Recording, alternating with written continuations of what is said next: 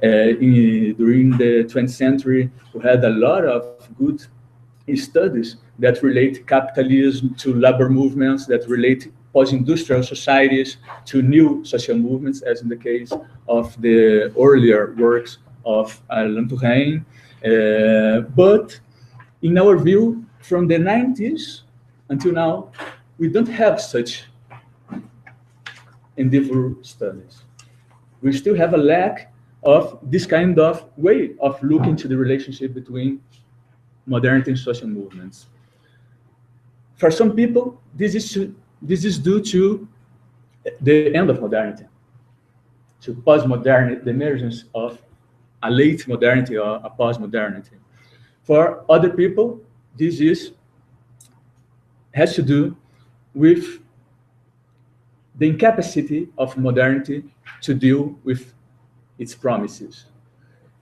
In other sense, all the norms or all the values that were claimed by the social movements, equal freedom, justice, democracy, citizenship, that are really modern somehow, were changing a lot and were never promised. Of course, there is good studies and writings on Castoriadis, for instance, on this always accomplished characteristic of democracy, for instance, of modernity. But the point is, from this diagnosis, we may suggest some elements, some new elements, bringing strong fieldwork perspectives, strong empirical analysis with renewed theoretical debates to understand this relationship between modernity and social contestation, mainly in the contemporary period. So the idea of the book is based mainly in three big questions and three big axes that are spatial, temporal, and theoretical. And I think it's quite important to, and I will just mention a few words about these three dimensions. Try to rethink this consideration on space, time, and the theoretical look into modernity and social movements. On the one hand, space, or the spatial dimension, is quite important, and maybe even more important in the contemporary phases of modernity than other modernities. The spatial question could be, for instance, analyzed by the topic of the scales that was mentioned by Geoffrey. This is quite important, in which you should look to the local and the global levels, stand out, also to the national, to the regional, but trying to look to the social construction of scales, how social actors are constructing their scales of action, and how modern and modernizing movies are also doing the same movement in terms of a play of scales. To which extent process initiated, directed at the top levels, influence bottom ones, and vice versa. This is a key question in the book, because you are very interested to know how grassroots social movements, how institutions, how social actors that are embedded in different localities with distinctive imaginaries are not only shaped by this process, but they also rethink shapes modernity. And this is a useful way to rethink these questions, looking at the different interactions between the scales, dynamics, process, avoiding what is quite common today in the social movement studies, that is a kind of teleological shift of scales. So most of studies have a kind of local organization that, in the really epistemological understanding of these movements, should be always do a kind of progressive shift of scales into the national, to the regional, and the global. And this process is much more complicated than that. We have to look to the interactions between individuals, between collectivities and subjectivities, collective subjectivities. And in this sense, our main proposal in this sense is trying to look not only for the scales of action, but also try to grasp the scales of meaning. Because there is a strong relationship between both dimensions. The scales of actions are based on a more territorial view of social process. It's where social actors are based, where they act, where they claim are directed. But the scales meaning, or the scales of meaning, involves always a complex interaction between different scales, ways of living these scales, and ways of perceiving social reality. These scales of meanings allow us to go to a quite important debate that is the local intelligibility of global modernity. I have this discussion, and one of the chapters of the books is dedicated to these questions with a lot of Latin American and African colleagues.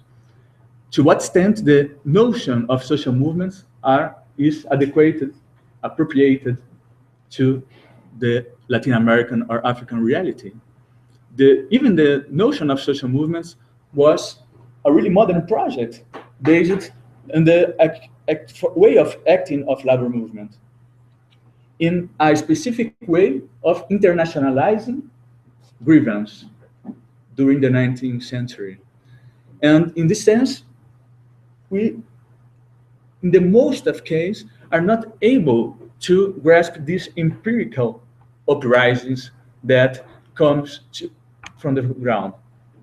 For instance, the mobilization, the demonstrations that we had in Mozambique some years ago are still analyzed within a social movement classical theoretical perspective, where this empirical reality are really put it in a theoretical box of contentious politics, of pragmatist perspectives, and should be somehow adequated to these theories.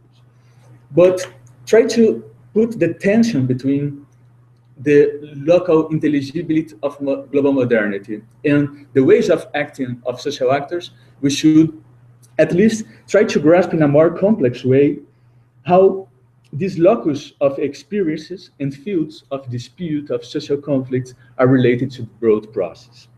And this is a quite important thing to understand place, not only in a territorial view, but also in a relational perspective. On the other hand, we have the temporal question. Of course, this is quite related to the first one, to the spatial one. David Harvey called it the current moment of modernity as the compression of space and time. And this is a quite interesting way of seeing this phenomena, a compression of space and time that are much more integrated, but also has deep consequence in our understanding of transnationalism, in our understanding of social dynamics. But in the temporal question, I just want to mention that we can think of long and short-term process, which have been shaping the global landscape and also giving specific contours to global modernity. Talking about modernity is almost always talk about a kind of periodization. And there is a strong dispute in the field of modernity theories about that. Our perspective in this book is that we are living a third moment of modernity. A third moment of modernity that corresponds to a third stage of modern social movements. I will not have time right now to develop this, but we can discuss a bit later if you want. But mainly it's the idea to think the latest decades not as the end of modernity or of modernity, but a complexification of modernity that is much more heterogeneous, that's much more difficult to grasp in social movement perspective, for instance, because during the 19th century, okay, you had a more clear class conflict. We could do a kind of typological perspectives to the social actors, to the collective subjectors, and say, okay, we had labor unions, workers, a class conflict, right? Of course, it was not that simple. There were a lot of tensions at that moment with peasant movements, with another identities that were oppressed even in that moment. But in the understandings of modernity, this was quite important. During the mid-20th century, the identity politics was the mainly way to grasp social movements. So we had in a more statist perspective of modernity that is different in Europe, in Latin America, and Africa, of course, but more attended after the decolonization process in Africa, a more statist matrix of modernity, where social movements were understanding mainly by the issue of identity. But during the latest decades, this complexification of modernity led us to big challenge. Social movements today are much more transversal than before. It's quite difficult to talk about a specific grievance within a collective actor, within a social movement. It's even difficult to define a social movement as a student educational movement, or feminist movement, or only black movement, because these movements had incorporated a lot of frames, a lot of grievance, and the activists that participate in these movements also have much more complex identities and ways to go in and go out the movement, to frame their way of doing activism. So there is a much more contingent views of social development, of modernity in this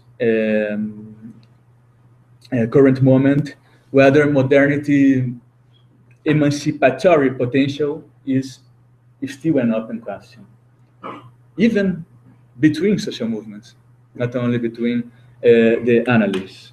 And finally, I would like also to mention, in order to conclude this presentation, general presentation, a few words about social movement as central collective subjectivities of our societies. This has to do with these theoretical conceptions on social movements and with the possibilities to relate this debate to global modernity ones. Our view here is that social movements are a kind of immanent critique of societies. Social movements appear as central collective subjectivities that draws upon as well as contest modern imaginaries, the norms, the values embedded in society, including oftentimes a new relationship between nature and human, as you can see in Latin America right now, for instance. And this is a quite important way of looking to social movements, because this is the way we found to look to the reconfiguration of social actors and to the reconfiguration of society. So we can even discuss here, Luis Tapia, that's a Bolivian sociologist that has a chapter in the book, propose a differentiation between social movements and societal movements. The movements of society, the societal movements, and social movements themselves, how they are related to each other. How can we relate cycles of protest with cycles of modernization? How can we relate specific ways of acting and of express the grievance and broader change of society? This is a core point. So in this social movement perspective that we try to develop in the book, but I also want to mention very briefly that there is also an attempt here to go beyond, as Geoffrey said before, these Eurocentric or even Occidental-centric perspectives on Western-centric perspectives on social movement studies. There is a kind of consensus in the social movement agenda nowadays that most of theories were always related to specific conflicts in Western countries. We had a lot of theories that were developed to explain the new social movements in Europe, to explain the struggles of the Black people in the US, to explain a lot of specific events of protest that was going on in Europe. But there is a problem, in my view, of how the research agenda on social movements have been open to non-Western countries during the latest 2 decades. Because most of the colleagues that work in this field of studies are not paying attention to the experience, to the social practice of actors of non-Western countries. They are not dialoguing with the sociological production of the national communities that are trying to look to these phenomena. They are only have a broader map of interpretation, but still with an adaptive repertoire of interpretation. The interpretations is still the same, but we include more countries, you do more comparisons. We try to put in the same agenda another actors.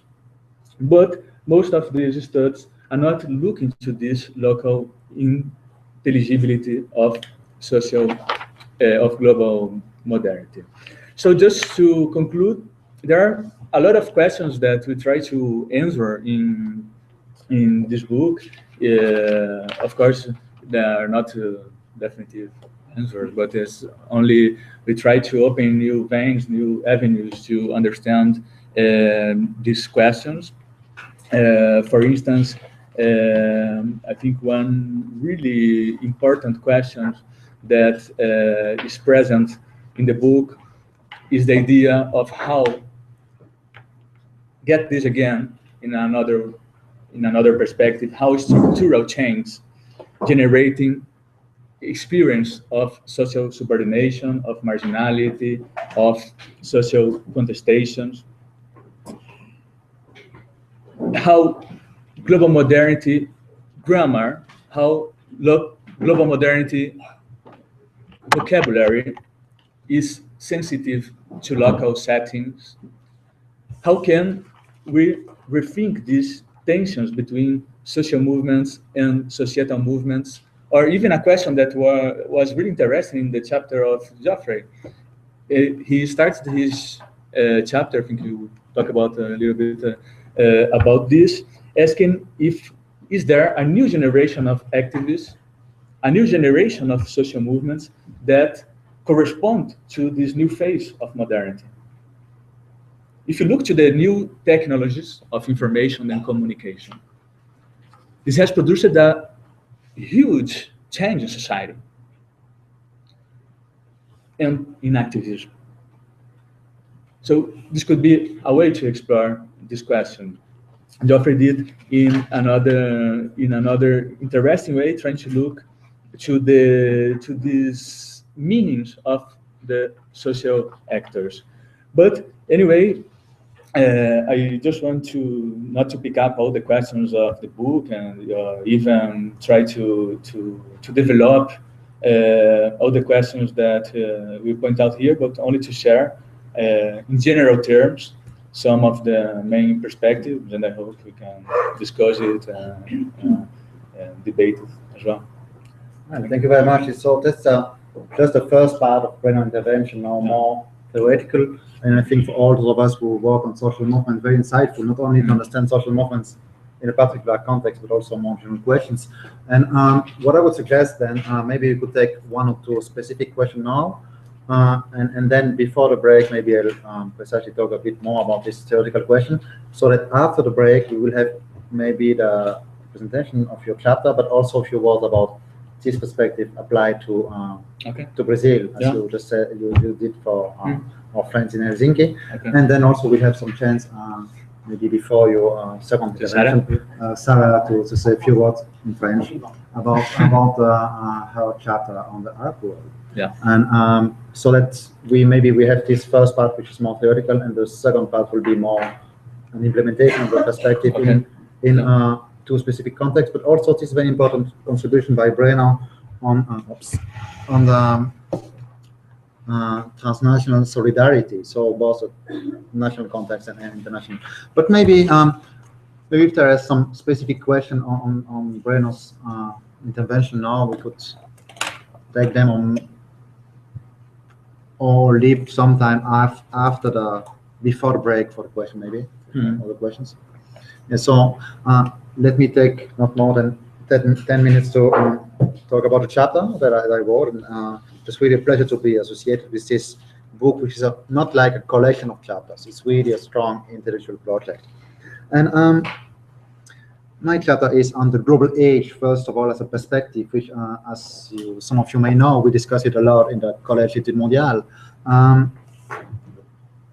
I'm with Martin Arbrough and other people. I do believe that we are probably not anymore so much in modernity, but it's something that's not postmodern, but the global age, because of the pregnancy, that the importance of the limits of the planet. So can we think about the world, about modernity, about progress in the same way in a planet that is limited and always, where the limits are always more silent? So that's a theoretical perspective developed in the first part of the chapter. I will not focus on that now, because I would like to stick with this discussion on social movements.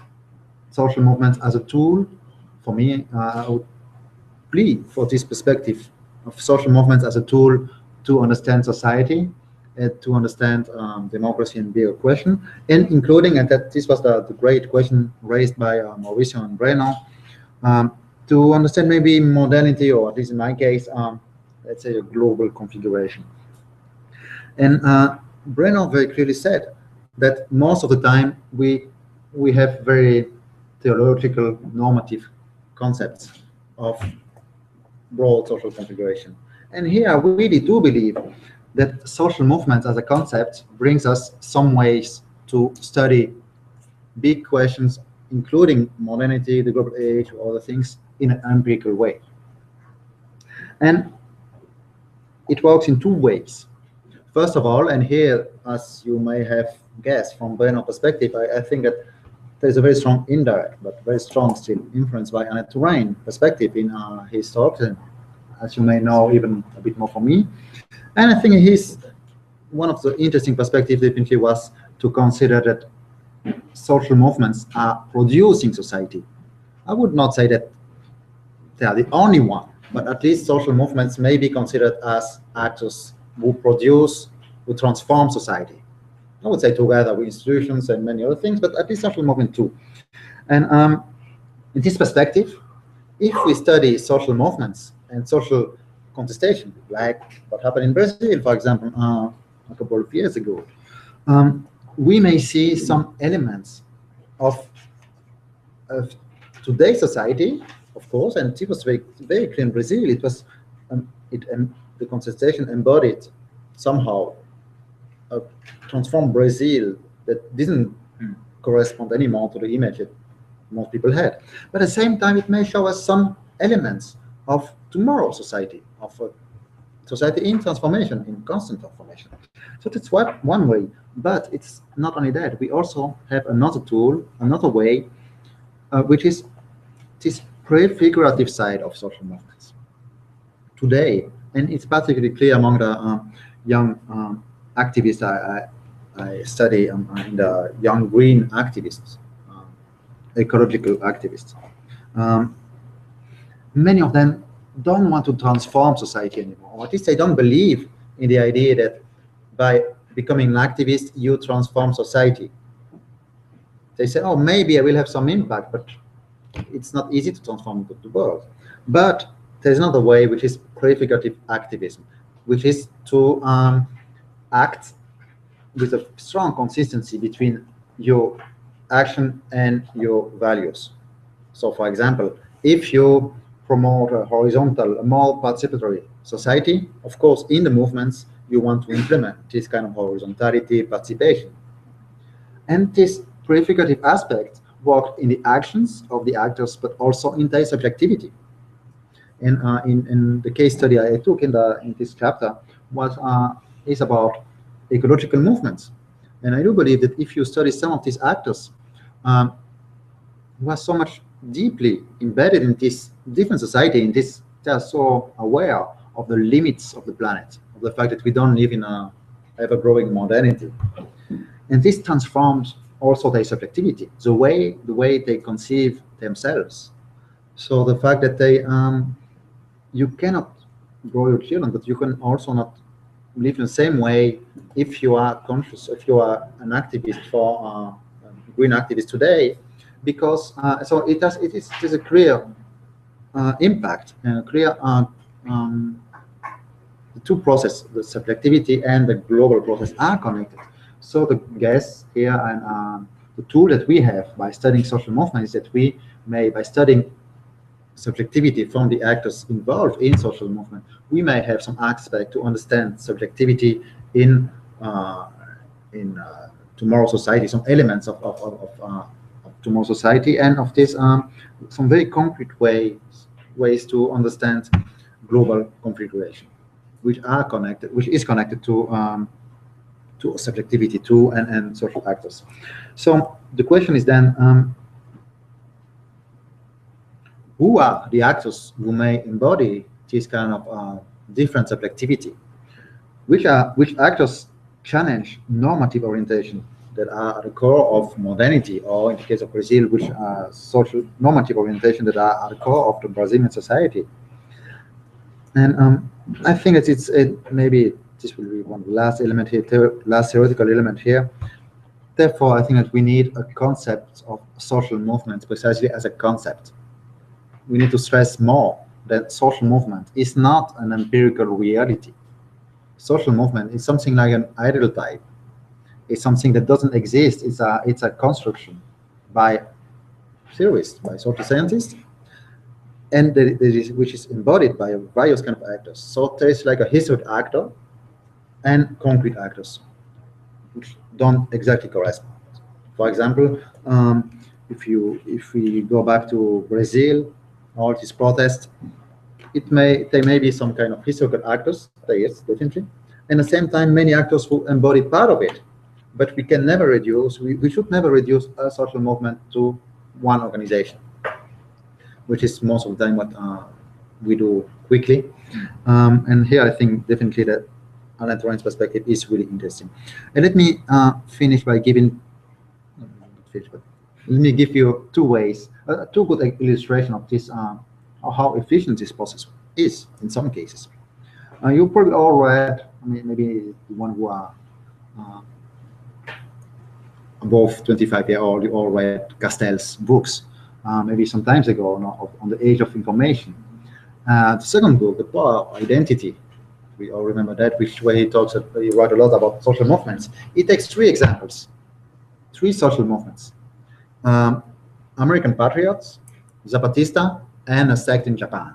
Well, the sect in Japan, we don't know exactly what came out of that. But these are two movements. The Patriots, actually, he studied a social movement which gave a lot of values and gave rise to a different America that we saw from outside.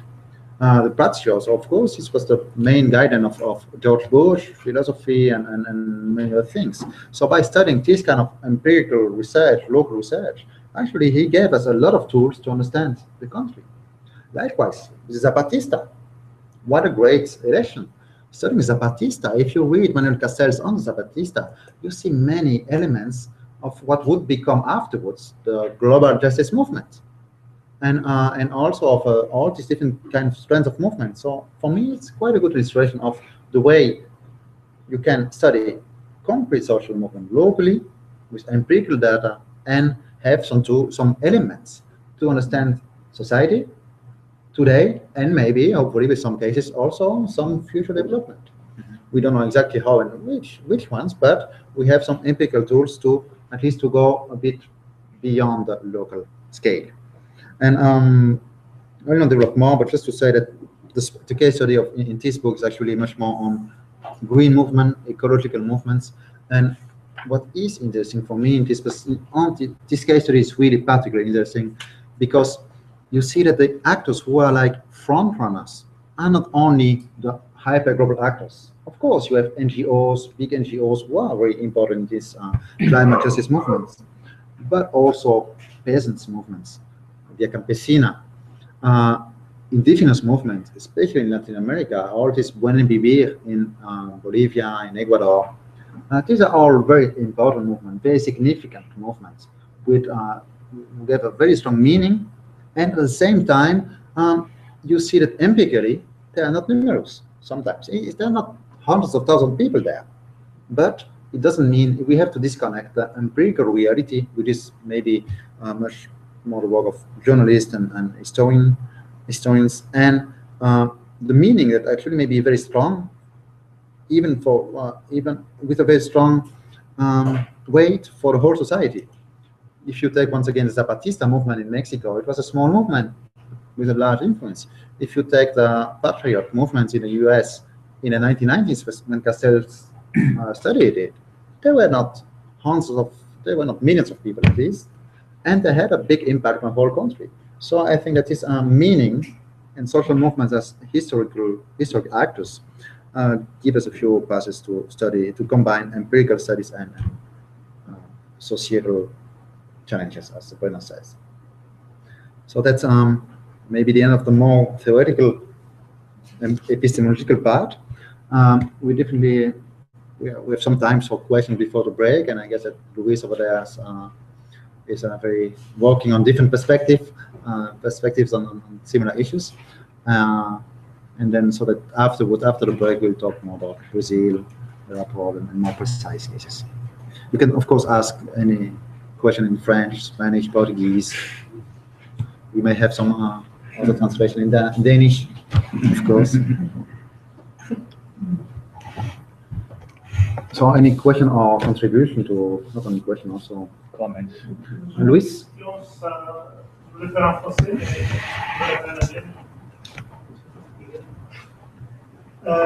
question en français, c'est-à-dire que moi, je n'ai pas lu le livre, donc je n'ai pas très bien compris quelle est la nouvelle de cette idée de global modernity. Il me semble que, juste la question c'est, si on le compare avec des visions telles que multiple modernity, par exemple, cette théorie de la modalité multiple qui a été développée par lui, mais par d'autres gens.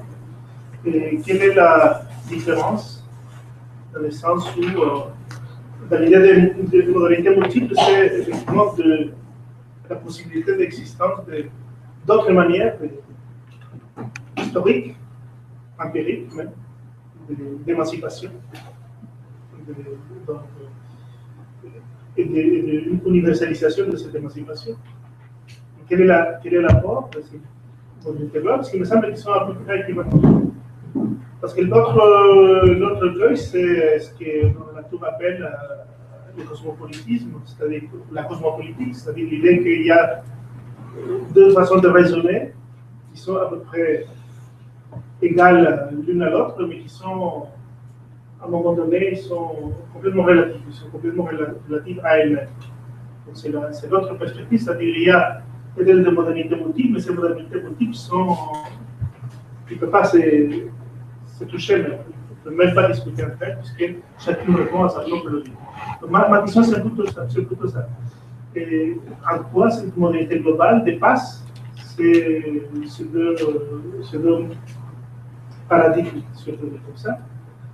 Et un peu parallèle à ça, c'est en quoi ce que vous faites permet de relier l'action de l'apérisme, c'est-à-dire du local, de l'analyse du mouvement local, et puis ces questions plus larges, très larges, de la modernité de cette action. C'est-à-dire qu'il me semble qu'on est encore là prisonnier de ce problème. On a le côté empirique, on a après les questions qui sont très très larges, que parfois les acteurs eux-mêmes ne se posent pas, mais c'est les sociologues qui se posent. Parfois les acteurs ne comprennent pas pourquoi on se pose ce type de questions, alors qu'eux ils sont plutôt dans une autre logique.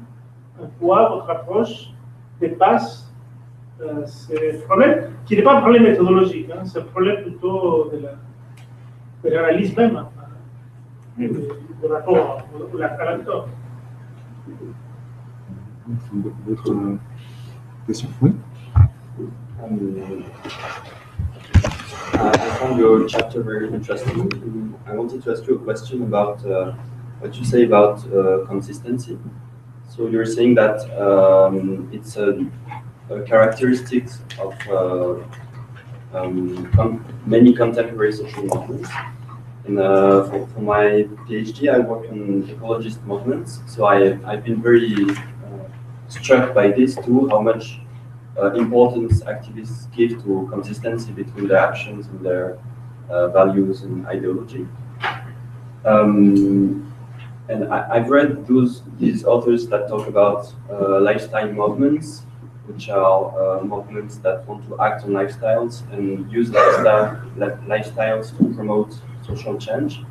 But on the other hand, we could say also that in other spheres, consistency has, it's not so much new. For example, if we look at religious movements. So I wanted to have your thoughts about that. How much new is it? And maybe what characterizes the movements in which consistency is very important? Yes, I was very interested by what you said about the movements as an immanent critic of society. The question is, what do you mean by immanent? Because at least the question is about the relationship between what social researchers do and the movements and the interrelation. Because saying immanent, it's meaning that the social researcher will interpret this critic. And it seems to me that there is many ideas, they are absolutely open in the social movement at every scale. I mean, at the local scale, but also in the communication. Well, I would have a lot of comments and questions, but just on this question. About the question. Yeah. I'm studying Louvain Contestation myself, and it's maybe a question that we could develop. It's about the merging of knowledge when social movements themselves start interpreting their struggle. How to deal with that as a researcher?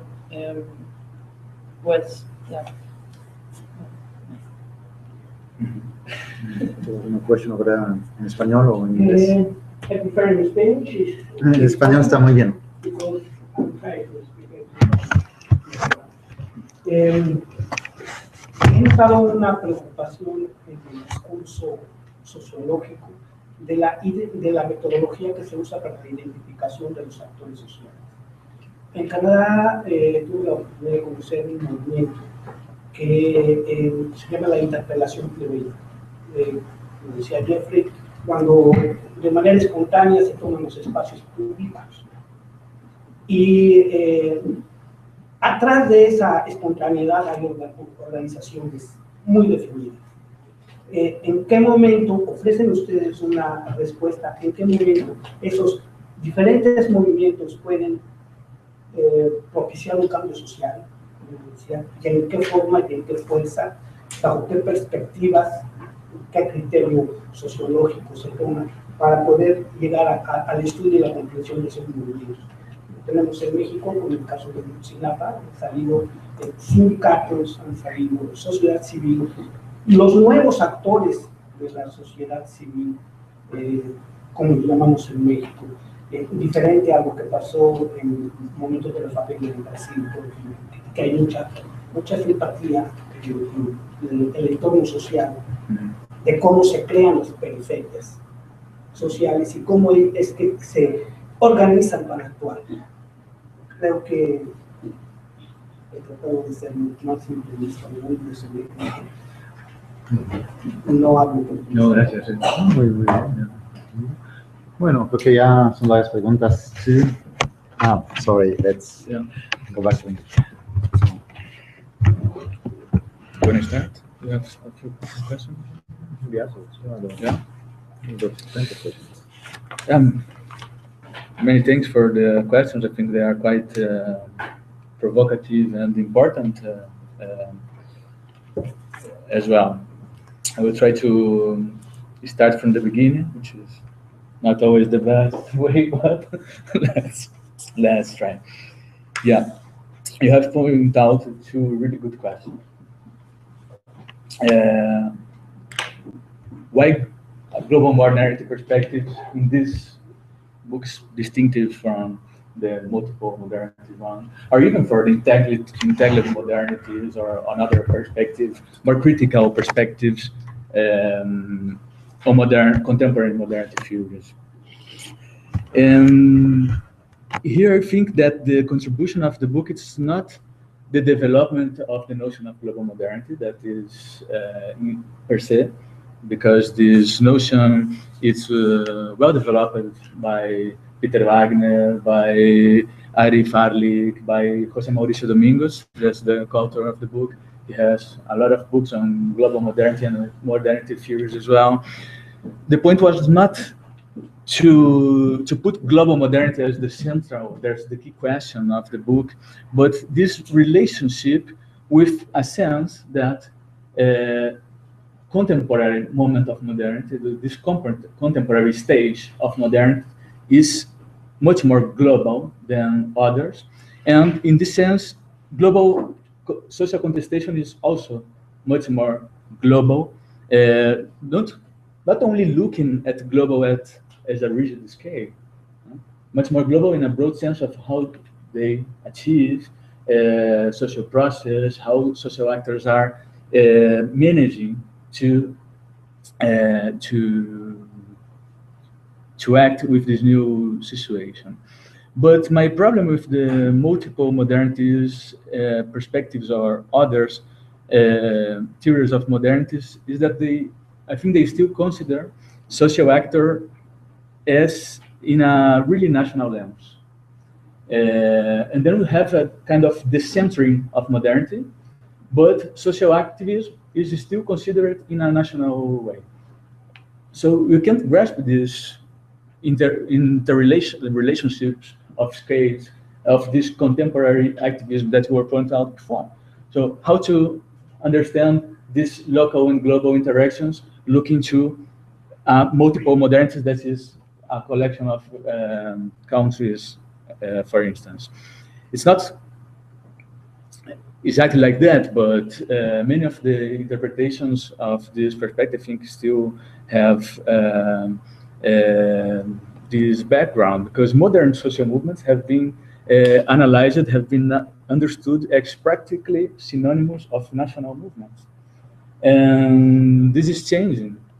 And I think this is the point of the book. You can't understand modern social movements today as synonyms of national movements, or only national movements, and you try to propose this more imbricated perspective on scales of action and scales of meaning. How to relate, the second question is also very good, and it's a challenge. There is not only one way to do this. It's very difficult, not only methodological, but also in analytical sense, to relate a very broad notion, very broad process, that's modernity, to local settings. But the mediation here, and this led me also to the really good question of Yves, the mediation is done by much more directly by the social actors themselves. I think one of the characteristics of this current stage of global contestation, of contemporary modernity, is at least a normative orientation of social actors that wants to act without mediations. If you look to classical internationalism, if you look even to local or national politics, trade unions, political parties, NGOs, more recently, even social movements were brokers in somehow, or were actors that were mediating society. But the emergence of this kind of new protest has also an appeal in this sense at the absence of mediation.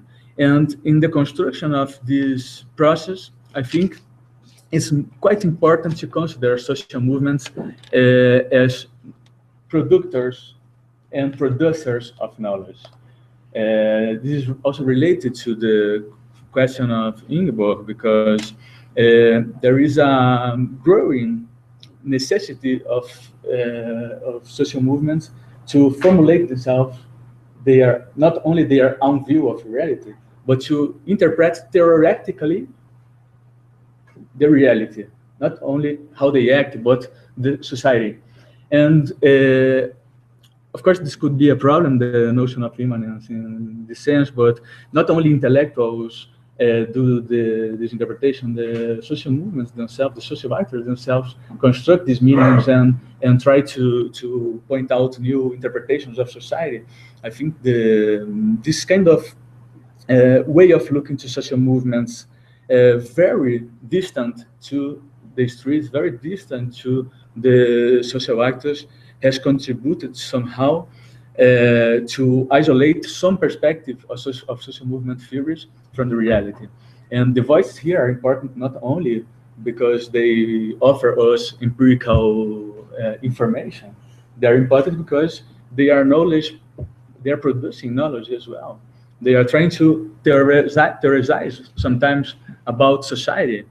And in this sense, most of the chapters, at least the chapters that has a major worry, that are worried with the question of global movements, of localized conflicts that are not local, but express a way to relate to the modernity debates, are trying to grasp these interpretations of society made by the own actors.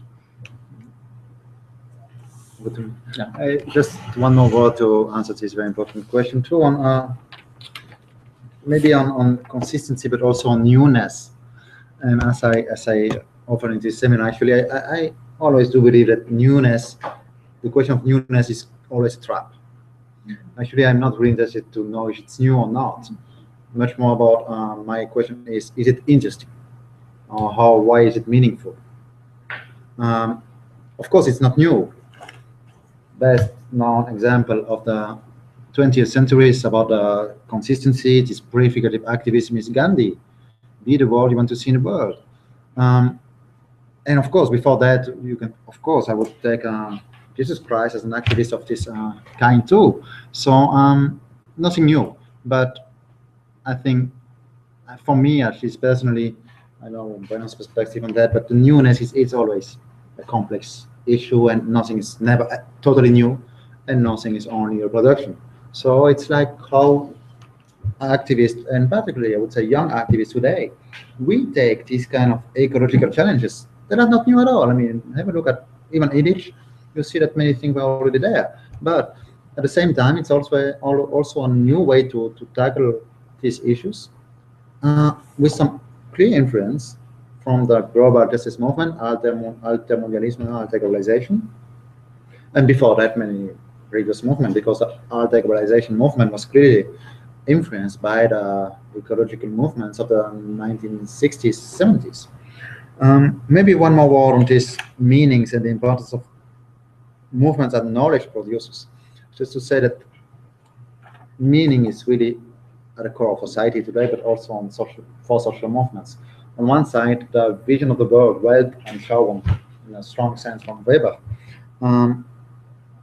of course, I believe that it's a core element to understand social movements today. So the way they act, for example, if they choose to insist on consistency or on efficiency, it depends very much of the cultural activists, which core element is their vision of the world, of social change, of the adversary. So meaning is really important there. But also, as Breno said, meaning is also a battlefield.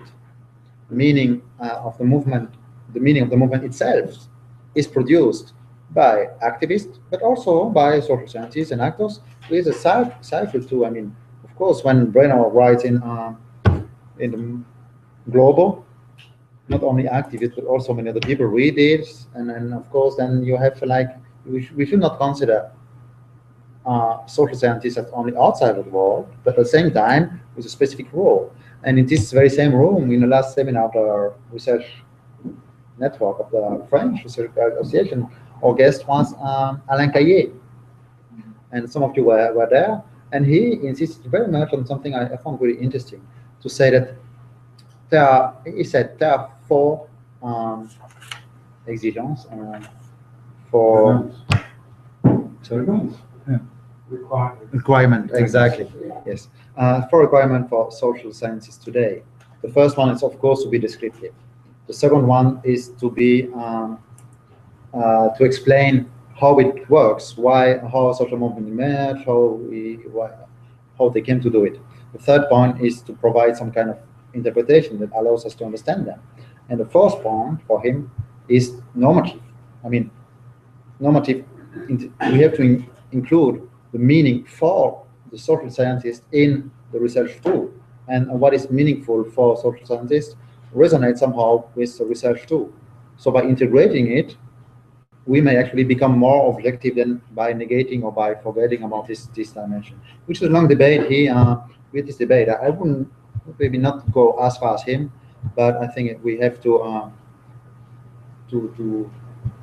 be more careful, to have some careful discussion about meanings as both something that is explained somehow the way social movement acts, but also as a result of social movement, as meaning as a battlefield, the meaning of the movement in Brazil, but also the meanings of modernity, or of the global age. Of course, social movement transform meaning, and they transform society, and also to include in that the meaning of produced by research and by social actors, with all this transdisciplinarity now, where actors are also somehow, of course, producers of meanings. On that, if there is nothing urgent to say, let me just give you two more information before the break. The next session of this seminar will take place on the 30th of February, so in 2 weeks from now. It will be on the Arab revolutions, 3 years afterwards, or 4 years afterwards already. And we will, our main guest will be Farhad Khosrow-Kabara. He wrote a fantastic book called Radicalisation, just published at the Presse de la Maison des Sciences de l'Homme. He's everywhere in the news. I just circulated his last and fantastic article in the New York Times 2 days ago. Excellent. And but this time he will talk about the movement in the Arab world, what happens after 2011, with Jose Sanchez.